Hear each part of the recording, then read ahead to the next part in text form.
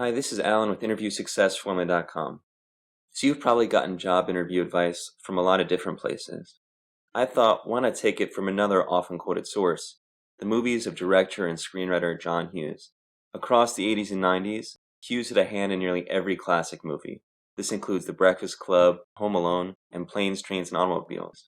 So here's a selection of John Hughes quotes that can be applied to your next interview and to your job search. The first quotes are from The Breakfast Club. It's such fun to read. And well, mister, you figure out a way to study. Reading before your interview is underrated.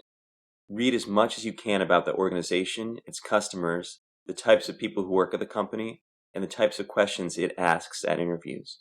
Through your research and your reading, you learn the vocabulary and knowledge that can differentiate you from the next candidate interviewing for the job. Our next piece of advice is from Pretty in Pink. It's called a sense of humor. You should get one. They're nice. The job interview process can be stressful, so please do your best to have fun with it. If you can laugh about it sometimes, you'll be much better off.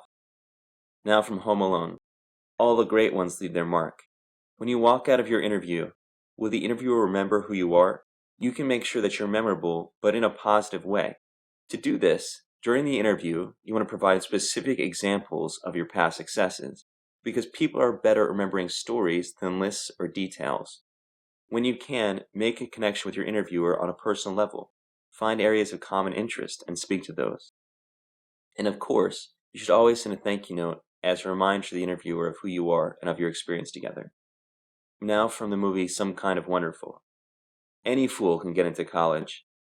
Listen, don't be intimidated by the credentials of another candidate, and don't count on your own pieces of paper to earn you a job.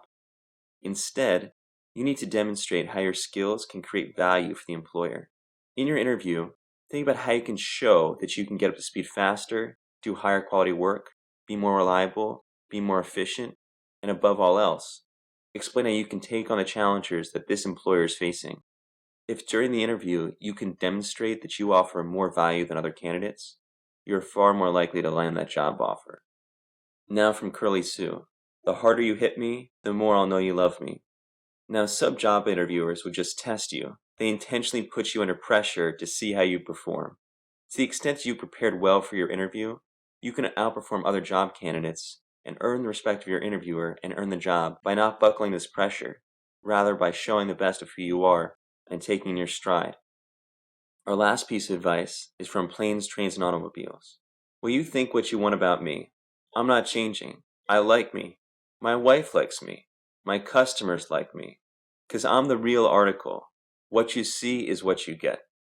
I know it's kind of tempting in job interviews to say what you think the interviewer wants to hear, to show yourself as someone you're not.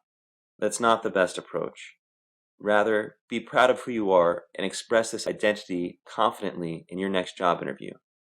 Don't speak about your imperfections and frustrations. Rather, instead, focus on your skills and your passions. If you end up selling yourself out and using language that's not accurate to you, describing someone you're not, if you do land the job and it doesn't fit you, it can be problematic. You may not have the skills necessary to do the work, or you may find yourself in an environment where you don't feel comfortable. So please express yourself as the best of who you are. It'll land you more job offers where you'll be happy.